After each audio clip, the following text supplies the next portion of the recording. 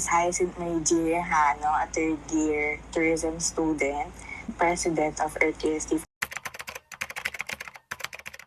Yung main impact is yung students' academic performance can affect their attendance sa school as it shifts into online classes. Health ng mga student is at risk, lalo na kapag late na nag-announce na walang pasok, tapos maabutan sila ng ulan sa campus. Minsan kasi kailangan na ng initiative mismo ng university.